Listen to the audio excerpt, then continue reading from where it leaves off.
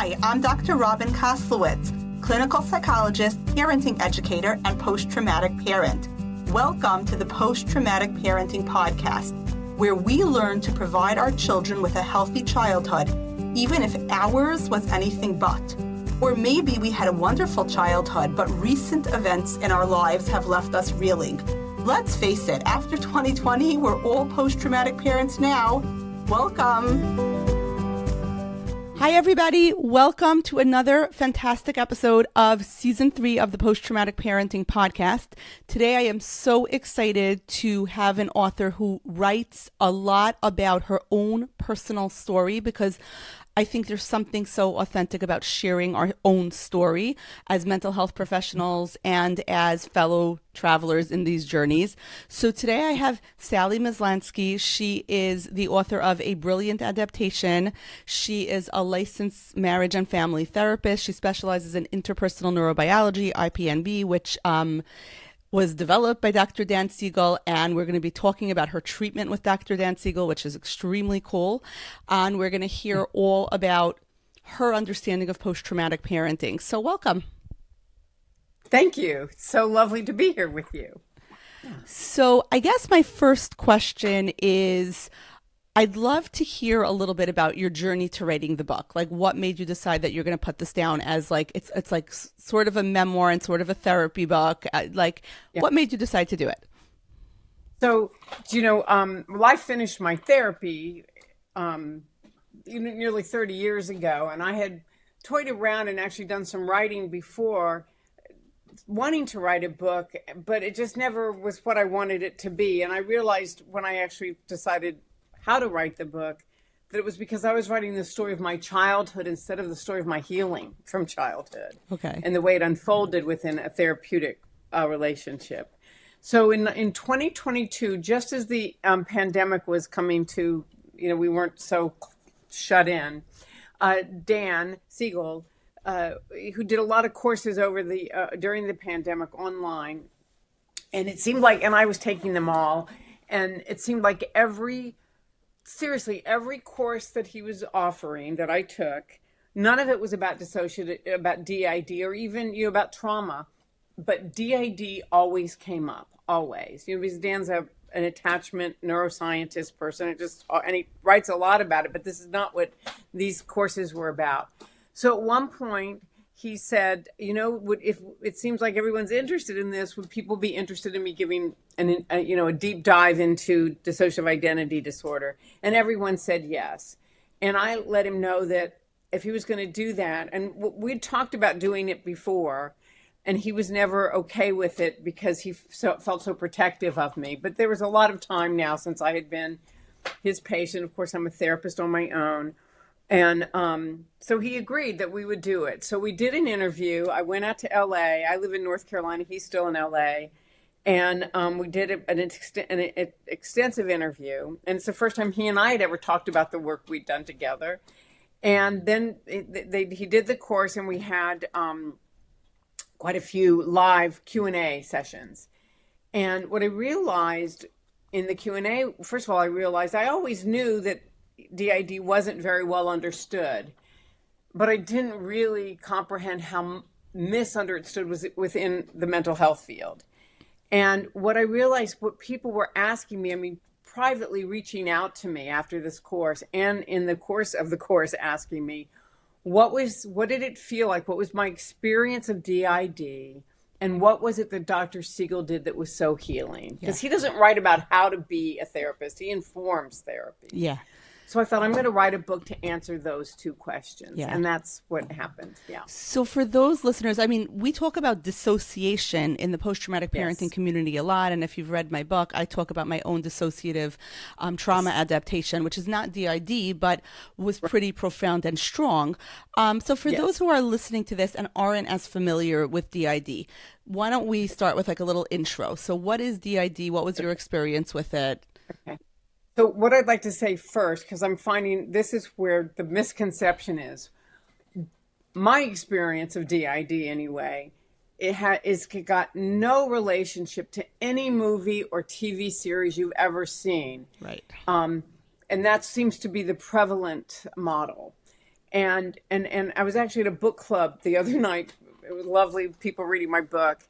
And people get stuck. They can't quite get past it. It's not about, DID is not about having multiple different distinct personalities, Right. like in the movie Sybil or some of the horror movies, right? Right.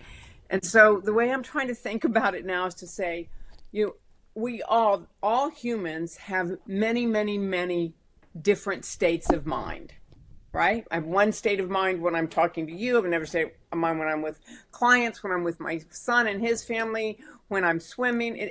We all have many, many different states of mind.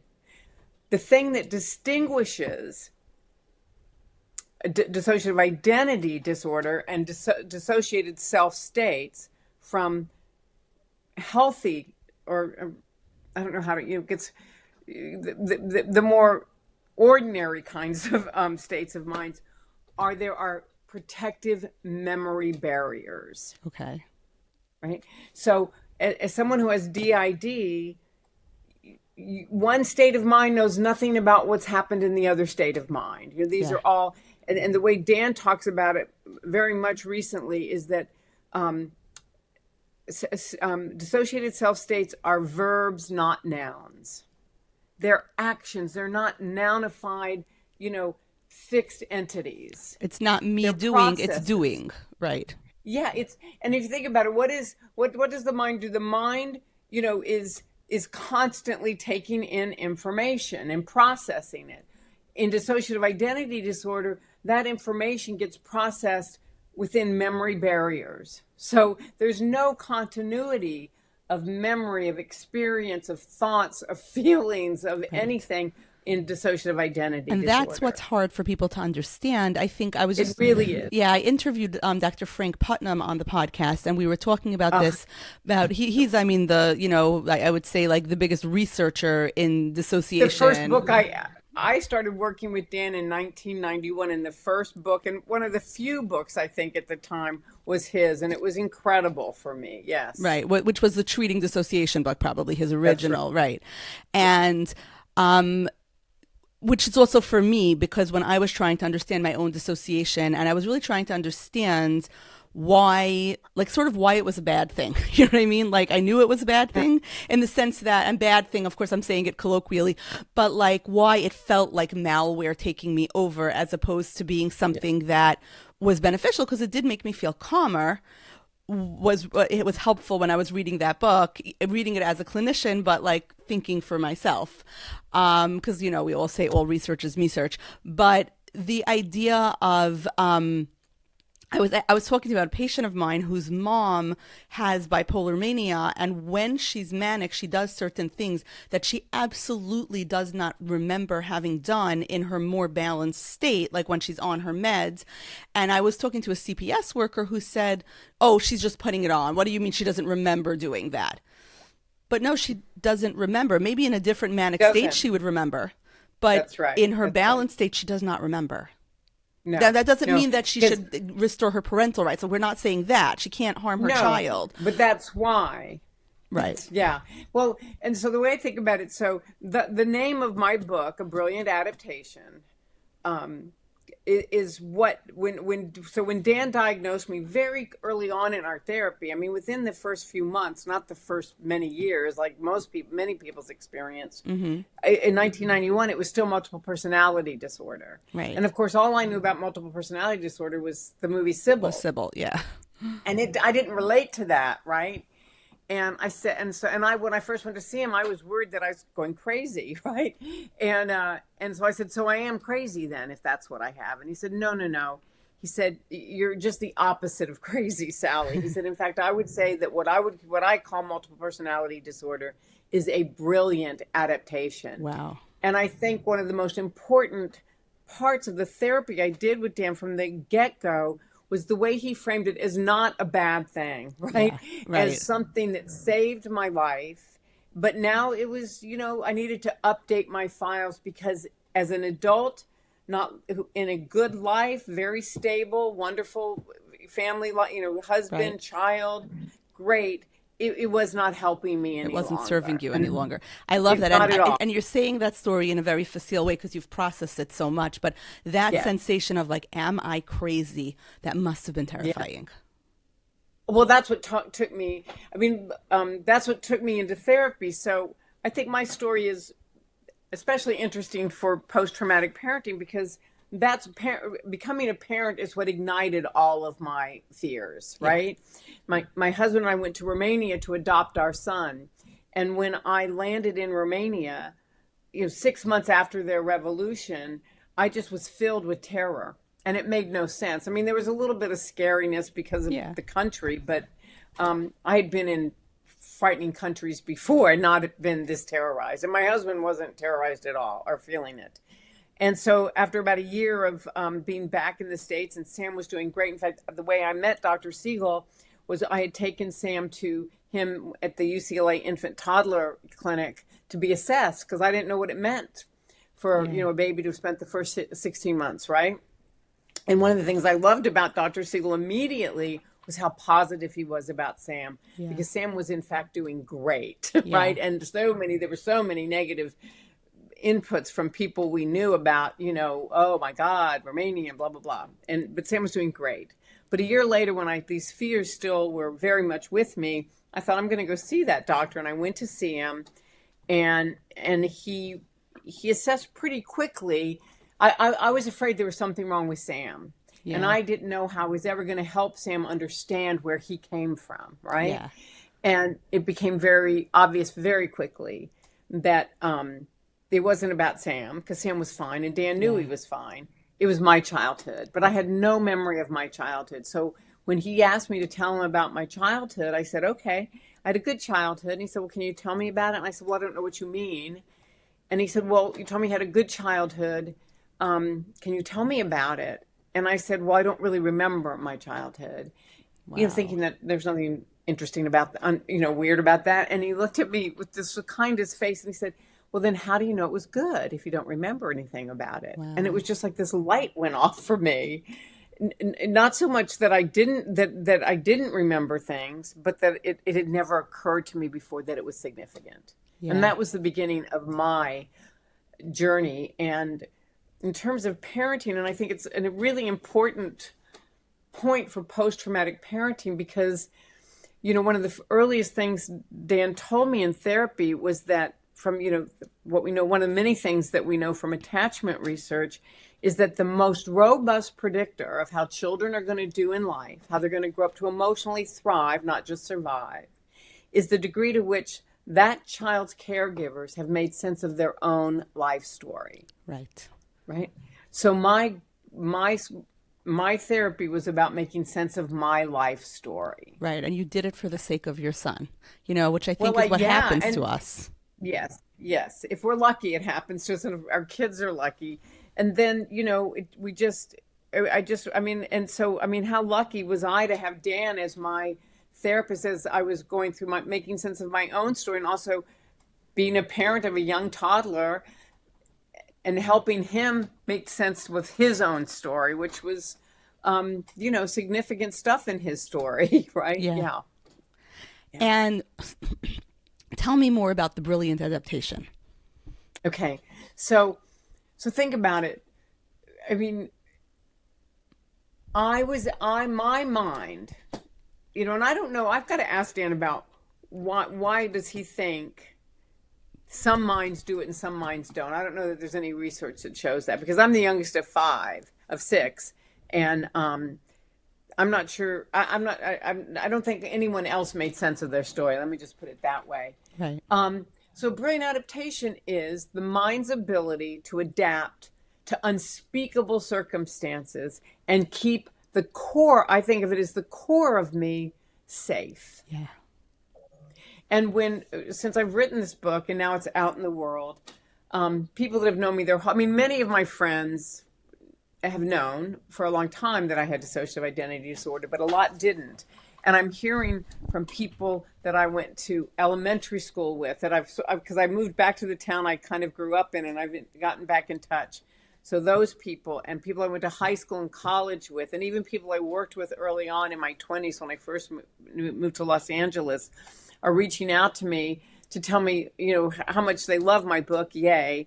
But they're also just saying that no one could have ever guessed that this was what was inside of me. And they're all saying, they all describe me in the same exact way, which is that I was like one of the happiest, most carefree people they'd ever met. Yeah. And I feel that about myself, but I now know that carefreeness was completely because I didn't have access to the horrors of my childhood. Yeah. And once I adopted my son, that brilliant adaptation wasn't helping me anymore. And I honor it, and I'm so grateful to it. And now I'm grateful that it kept me safe so that I could grow up, leave that house, have my own agency, and figure my life, make sense of my life story, so that I don't dump any of that stuff on my child. Yeah, and it's so true. I feel like I say this to parents all the time, right? Like when you parent in a way that's not consistent with your values, when you hear your mother's voice coming out of your throat, parental ventriloquism, or you get angry easily, whatever it is that you're doing, or like for me, when I'm not present because my brain is so good at dissociating, it's not you, it's your trauma, right? You learn that in a context of trauma to protect yourself. Yes. When I was a small child, see, I have more access to it, I think, because it landed in a different place in my psyche. Like I have more consciousness of it. But when I spent my childhood in hospital waiting rooms doing my homework while my father was, they were saving my father's life, my brain just learned this sort of skill almost, right? Like you're saying, a brilliant adaptation of like, oh, if I dissociate and focus on my work and I'm not present, then everything's great. But if I was present, it would be pretty lousy, right? It would be very scary to be a little kid alone in a hospital waiting room. Yeah. Yeah, absolutely. Because when you can't trust for whatever reasons, whether it's because they're, physically harming you or just not available, when your mind as a child needs to go towards the people, your attachment surgery is telling you to go towards your attachment figures for safety. But when they're A, not available, or B, the source of the fear, right, you can't make sense of it.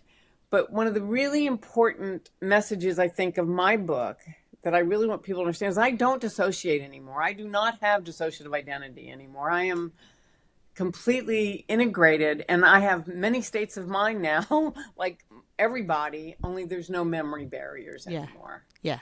And I think so in post-traumatic parenting, I talk about the trauma app in your brain and the idea that that trauma app that developed wants to take over because it really thinks it's helping you, but it becomes malware eventually when you don't need it anymore. Yes. And being able to say, I'm going to deselect these permissions right now. I still can dissociate in an adaptive fashion, meaning like I can still sit down and write for several hours and focus completely and not even notice my body, which sometimes can be very good. It feels like a flow state. But that's normal dissociation. Right. And then I can, and then I have to I do have to do like a very mindful ritual to like sort of be like, okay, done writing, go upstairs, and mommy is taking, like mommy version of me is taking over, or Dr. Koslowitz is taking over, right? Someone else, right? A different state of mind is prioritized, but I remember, right? Which to me is like the thing, the remember, like lack of memory barriers, but also the fact that now I can control it. As a girl, I could not control it. Yeah. So what I would say is I don't dissociate. I don't have awarenesses of states of mind changing. It's seamless. Yeah. It's seamless. Yeah. Yeah. I have to be very conscious. I have to very consciously, it's also with therapy, because I do hear very difficult to hear things sometimes. I do have to shift from like Dr. Koslowitz back to the regular world of people, right? Like we're not talking about an abusive marriage right now. We're doing homework with third graders, right? It's just different. That's right. I don't want to carry that in, right? Sometimes it's sad. Sometimes it's, sometimes it's worrisome. I don't want to carry that into my parenting. But the difference is now it sounds like, which is what my experience is your brain processes it fully, you know, so you don't have to just set it aside. You just, it's just not part, it just doesn't go into the next section, right? Because it's not appropriate to come in to be a parent of a third grader and be all sad in a way that I can be sad without dumping my sadness on my kid. Right. Which is why, like, sometimes my secretary doesn't understand this, but she'll be like, "Oh, so you're finished with patients this time," and she knows what time I go back home. So she's like, "Oh, you have 15 minutes. Can I schedule that call?" And I'll be like, "No, I need my 15. I have a transition ritual I need to do, because otherwise I can't go home, because that's not fair to my kids." Right? But she doesn't get that because she doesn't do this work. But sorry, no, that 15 minutes it's blocked off for a reason. Right. That's right. Yes. And I think that it's so cool that, what happened to you is exactly what every post-traumatic parent says, which is your kid, we always say it's not that your kids trigger you, it's that your kids reveal your triggers. Like, had you not adopted your son, I don't know that you would have ever gone into therapy and done this. Yeah, probably not. And if I often think that if I had gotten pregnant and given birth, especially to a daughter, my story might have been very different, right? But the thing about, I think an interesting twist of my story in terms of post-traumatic parenting is also I adopted a 16-month-old baby boy from a Romanian orphanage. And do you remember what happened in Romania? Do you remember all that? When they forced women to have babies and their orphanages were flooded? Yeah, because of this horrible dictator. Yeah. And they just had I'll tell you what I think is a really interesting post-traumatic parenting story. One day when my son was about 6, so I think he was just in first grade. So he'd been living with us for about 4 years. He was doing great. And I was already going through my therapy. I was seeing Dr. Siegel regularly. And one day I picked my son Sam up from school, and we were walking through our house to go out back and with our dogs. And he kind of stopped dead in his tracks and he said, "Mommy, I have to tell you something." I said, "What, honey?" He said, "Mommy, sometimes I feel like I'm the loneliest little boy in the world." Oh. And I had no idea what to do with it. I wasn't a therapist yet, right? But fortunately, I saw Dr. Siegel, if not the next day, soon after. And when I told him about it, he said, "Sally, I know you and Paul, my husband, have told Sam all about adoption. You talk about it. He knows he's adopted. He knows about Romania. He knows a lot." He said, "But I don't think that you and Paul have ever shown him the photographs of the babies in the cribs and of him in a crib, all alone, right? In just this, not optimal situation." And I said, "No, I never have." He said, "I think it's time for you to show him the pictures of him in the orphanage in the cribs." Right. And I said, "I'm so terrified to do that because won't it just really harm him to know that?" Yeah. And he said, "Sally, your 6-year-old son has just told you that sometimes he feels like the loneliest little boy in the world. And he doesn't know why, but you do. Yeah. And your job as his mother is not to protect him from the truth of his story. It's to help him make sense of it." I love that. Not to protect him from his story, but help him make sense of it. Right. Which is so true. We always want to do that. We so want to do that.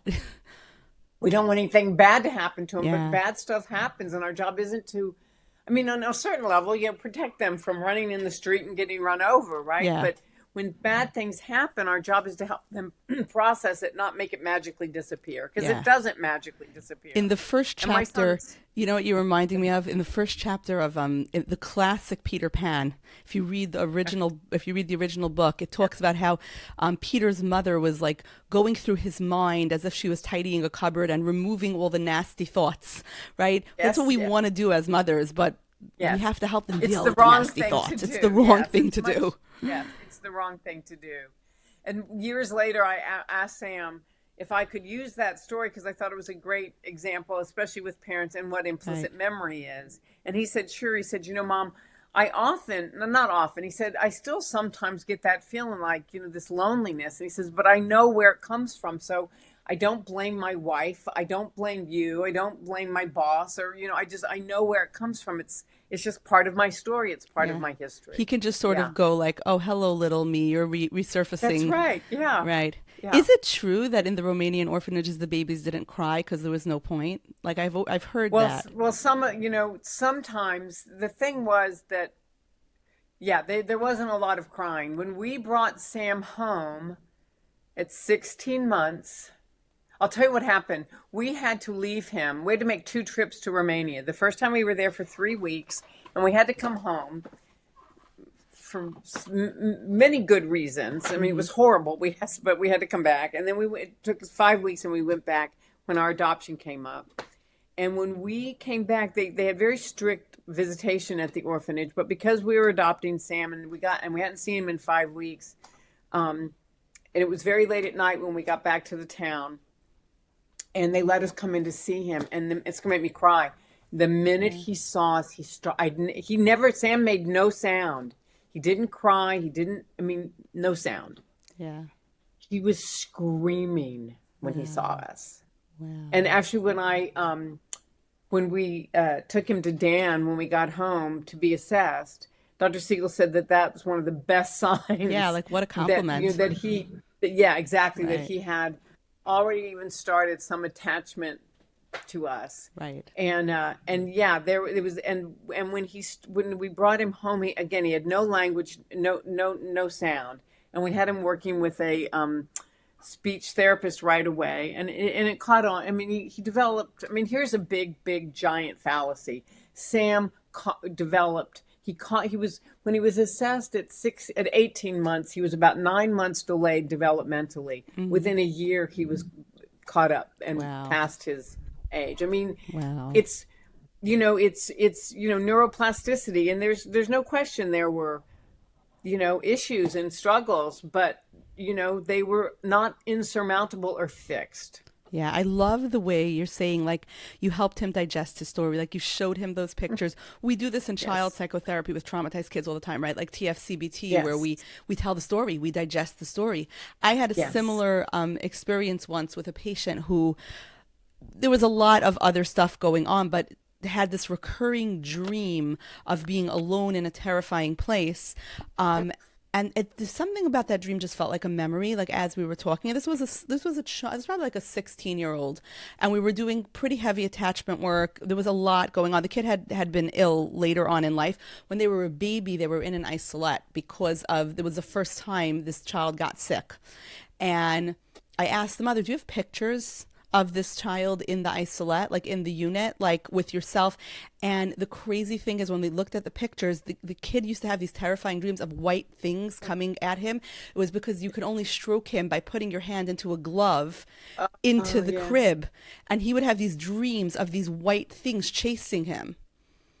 And it was really the isolette. And it was so helpful to show him pictures. And makes so much sense. And you make sense of it. It's not scary anymore. Yeah. When Sam was 17, so it was at the end of his junior year in high school, he and I went to Romania as volunteers in in not his orphanage, but an orphanage. And when we got there, the first day we were going we were with one of those sort of like travel volunteer vacations, right? It was a wonderful experience.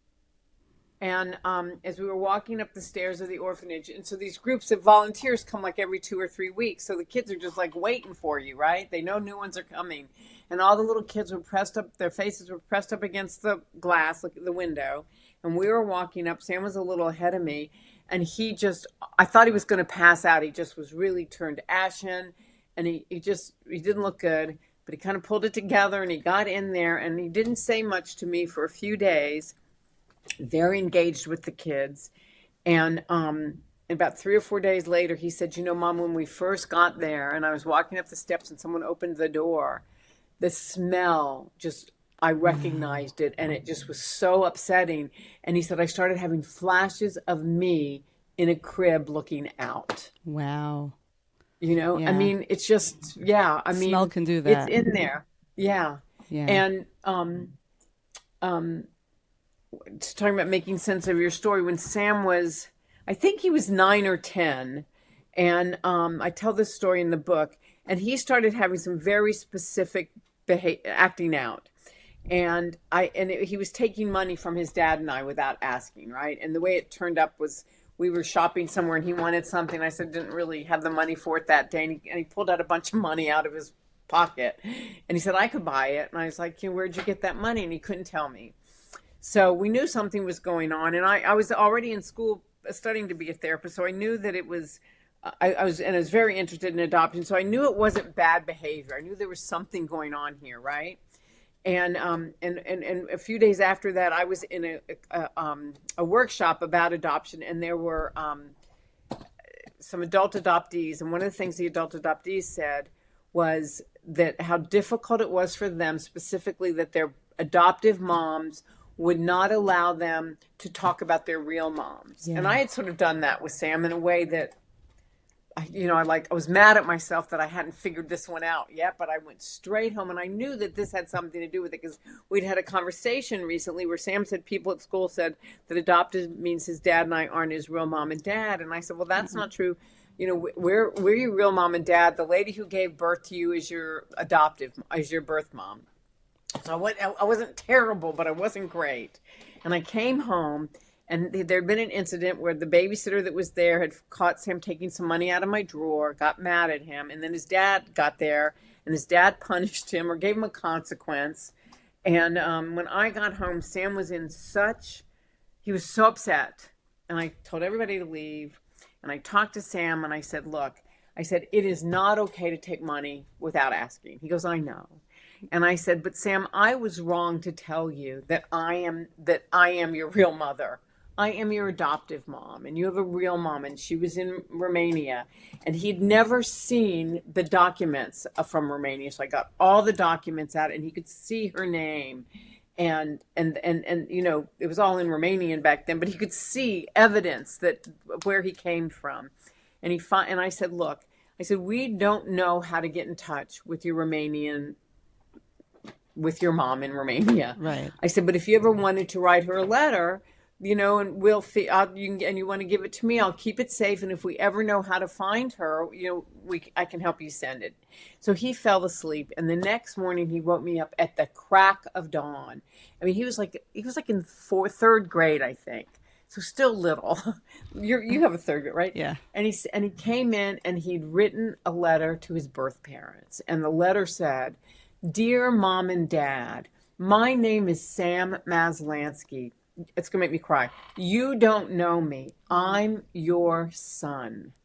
I never got to meet you. I want to meet you as soon as possible. And then he went on saying, my mom is Sally. My dad is Paul. I have 3 dogs, a cat, a goldfish, a turtle. I play soccer. Just telling his story. Yeah. And at the end, he just signed it, and he said, I want to meet you really soon. Love. Sam Maslansky, your son. Wow. Boom, right? And, Yeah. he was making sense of his story, which I had confused for him. Right. And Yeah. for you, the way and I'm going to cry, but the way you were like, this behavior makes sense. You're stealing money. Help me understand, which I think is the profundity of parenting, and it's the profundity of therapy. You are essentially a good person. You did a behavior that people know is wrong. There must have been a really good reason. Help me understand what it was. That's right. And what I realized too, because my husband, we were actually divorced at the time. So I wasn't sure if was it about adoption? Was it about divorce? I was back in school. There was a lot of changes. Right. But it was about Sam's story being confused. And because his dad, an incredibly wonderful human being, was a little worried that it meant that Sam was a thief and a liar. Right? And I knew that was not true. And I also knew that if I said, you can't even, only can you not say that to him, you've got to not think that, because if you think he's a thief and a liar, that's what he's going to grow up to be. Yeah. Don't take out your crystal ball. Right. Yes, exactly. This is nothing about that. There's something going on, and we've got to figure out what it is. It's our job as his parents to figure out what it is, not to punish him so he won't do it anymore. Yeah. Because it's very rare that someone does something that's against basic moral codes that they don't know it's wrong. Yes. Right? And he was a kid. He didn't know and you could almost see a little dissociation going on when I said, where'd you get that money? He was like, I don't know. He just kind of spaced out. It was the same look he had when we were walking up those steps at 17 into the orphanage when that door opened. Yeah. That's amazing. And so tell me about, I think I'm still going back to your therapy with Dan Siegel. Yes. Yeah. Tell me, it sounds like that was such like a profoundly relational therapy, and that it had such an impact on you. Tell me what that was like. it was life-changing. It was transformative, I think, first of all, when I hear statistics like the majority of people that have DID, it takes 7 to 12 and a half years to get a diagnosis. Mm-hmm. I got my diagnosis in a few months. Wow. In 10 years, in 7 years, I was completely integrated, no longer dissociating, trauma resolved. The next 3 years was really just regular therapy, trying to figure out, what does it mean now that life, having gone through all of this. But the relational aspect, in the foreword to my book, can I just read one thing? Because I think Sure. it's so essential. Sure. It's Dan wrote the foreword, and it's just so important. Hold on. I have it at the ready. Okay. So what he says is, this unique offering, my story, reveals how our minds are shaped by our relationships, the traumatic ones early in life, leading to a fracturing in how our emotions, thoughts, memories, and even sense of self can become disconnected as a dissociative identity.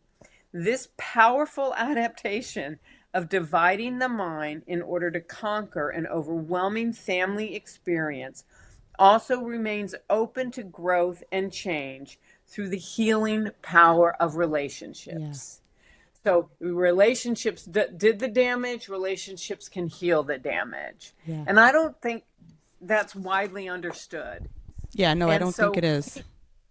He created an atmosphere for me of absolute respect and safety, and he always met me exactly where I was. He had at least that he never presented to me, he had no expectations or preconceived notions of how my therapy should unfold. He had no labels or categories to put any of the dissociated states that showed up. Yeah. He met me and all the states exactly where they were, and helped me with these many states of mind start to understand the story of my childhood. And the more I was able to understand what happened to me, as the states brought the memories forward, then the memory barriers began to dissolve, and then I could start to know my story, and then we could make sense of it. Yeah. Because it was no longer divided up. Yeah, that's so brilliant. It was amazing. Yeah, and it sounds so, it's so contrary to everything that's sort of in the zeitgeist now about all the model wars, right? And the manualized treatments and the, sort of assaulting people with your battery, so to speak, of your battery of this treatment and that treatment, of just a profound relationship. To fit their model. Yeah. He never did that. He followed he just followed it. You know what I mean? Yeah. He befriended every state of mind. And I think it's an interesting part of it is, it could take weeks for a certain state of mind to for me to be comfortable and safe enough to allow it to make itself known. Because I didn't want to know what it knew, because it felt scary to me, right? Yeah.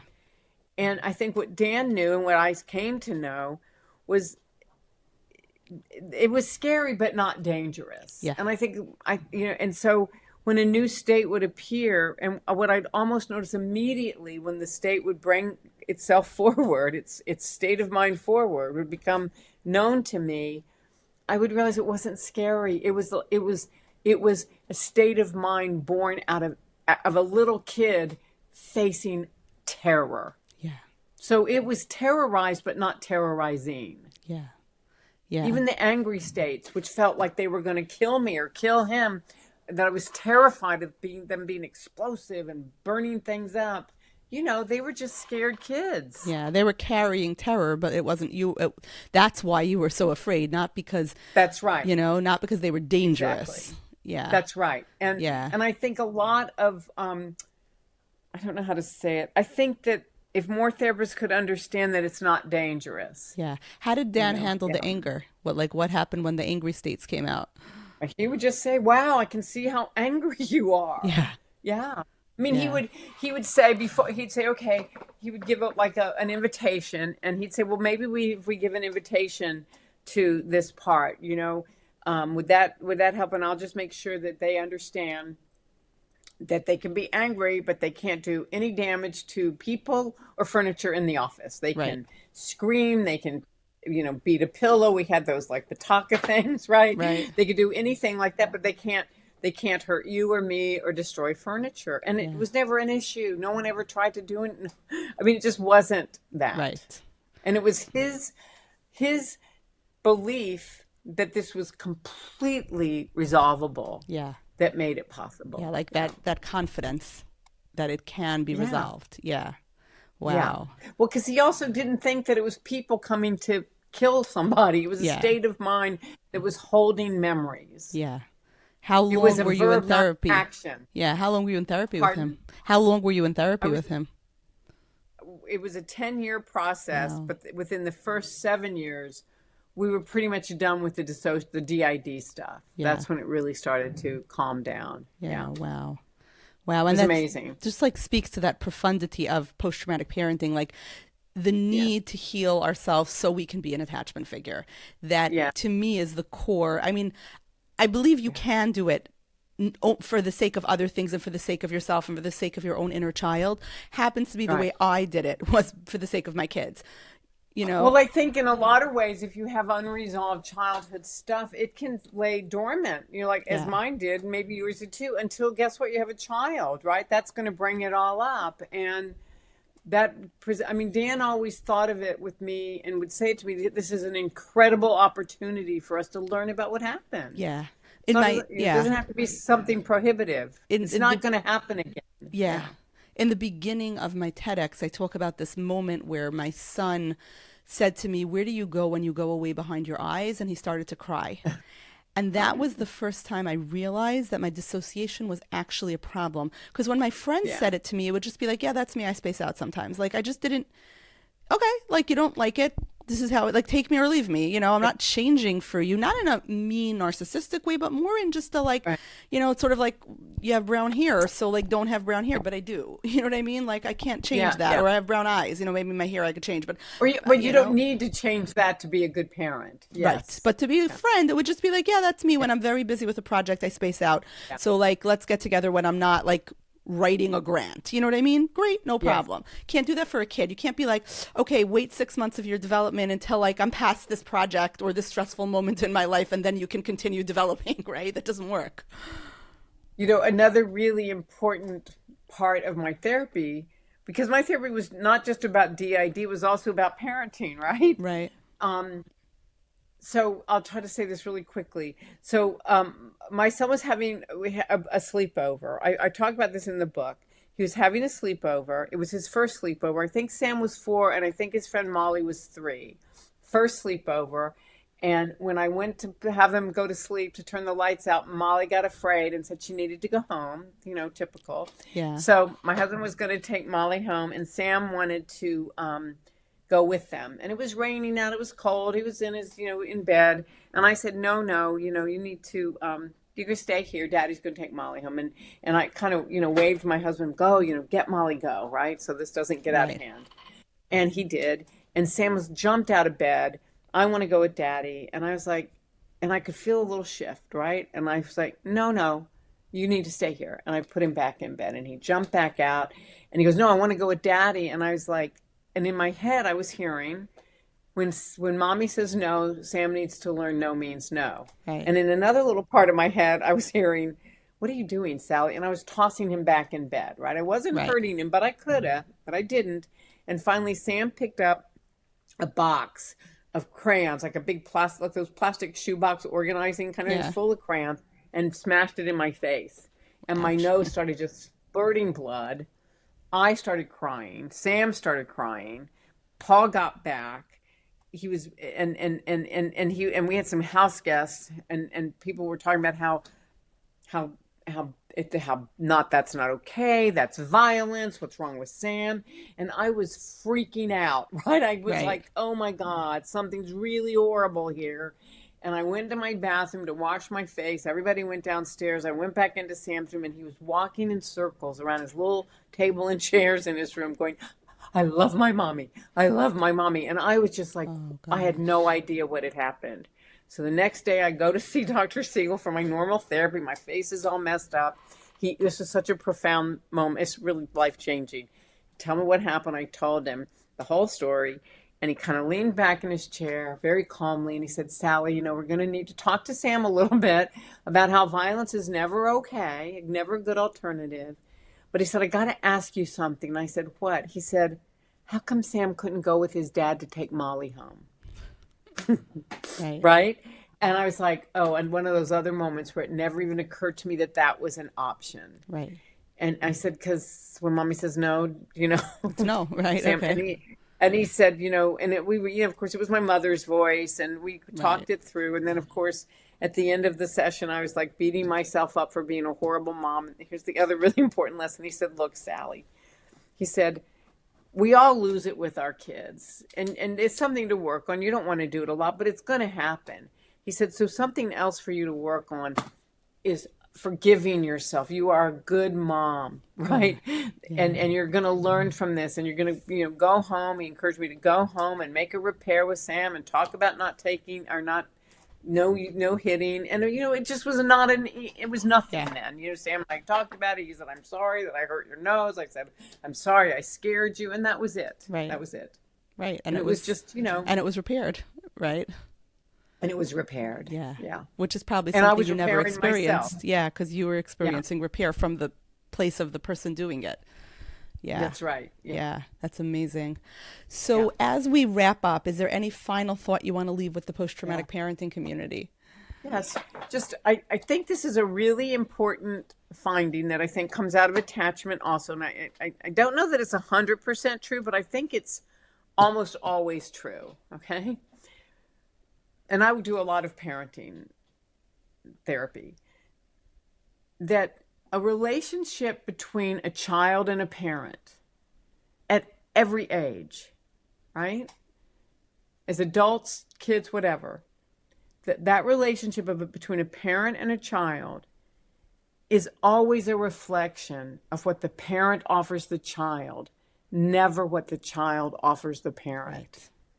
And that's one of the biggest misconceptions I see at all stages of parenthood and childhood, that it's not a child's attachment circuitry is, parents don't attach to children. Right. Children attach to parents.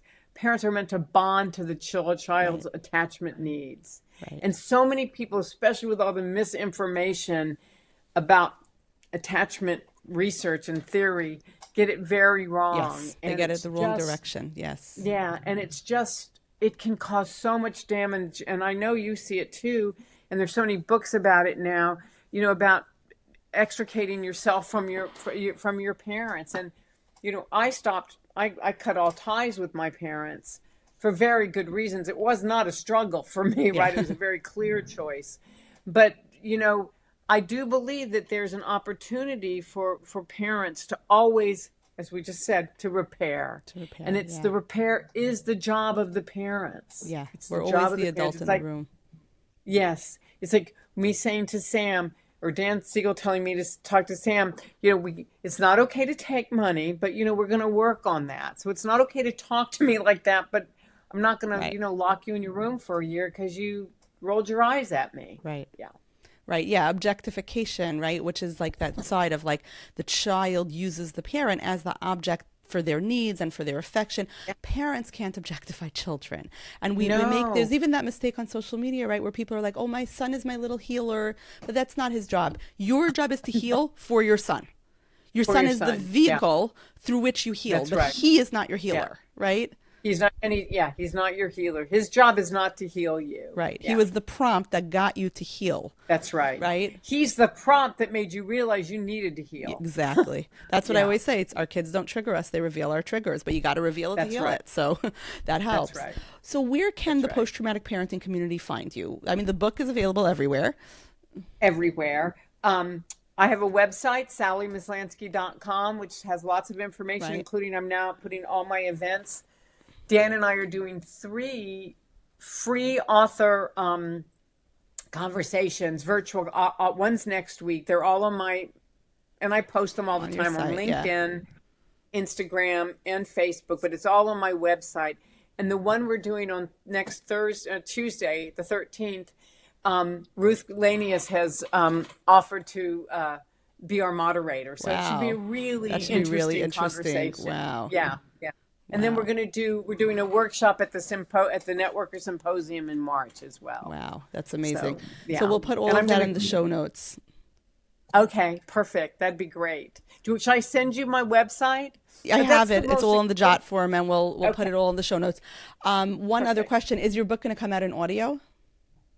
I don't know. I mean, my agents are working on it. I think so. Yeah, I will give you a push that the audio book is the best, because there's a lot of people who don't have time to read, but listening is a more profound experience. For it. Yeah, everybody's asking me, and it's such a personal story. I'm thinking it will. It just hasn't happened yet. I actually narrated mine myself, and I really, and I was very scared too, because I'm not an actress, but I really enjoyed the experience. And I think because it was my book, and because my book is like yours, it's prescriptive and descriptive. You know your story. You can't get it wrong. Yeah, so it was richer. I think it came out better that way, but I'm going to give you that push that you should do it and narrate it yourself. It's kind of out of my hands right now. My agency's negotiating it. So all right. Hopefully it will happen. All right. Oh, there the we internet go. Okay. messed up for a second. Thank you so much, Robin. It's been an incredible. All right. Thanks so much. I'm here on social media to be descriptive, not prescriptive. I'm here to educate, inform, and hopefully entertain, but never to treat. If listening to this podcast helps you realize that you need therapy, I am all for that. But podcasts aren't therapy. Please reach out to a mental health professional licensed in your jurisdiction. You'll be glad you did. Wish Post-Traumatic Parenting was a talk show, not a podcast? You have a question for me or for my guests? Great news. You can ask those questions by following me on Instagram. My handle is @DrKoslowitz It's also in the show notes. I love it when people reach out, DM, or post a question. Who knows, your question might spark an entire episode. Come join our community.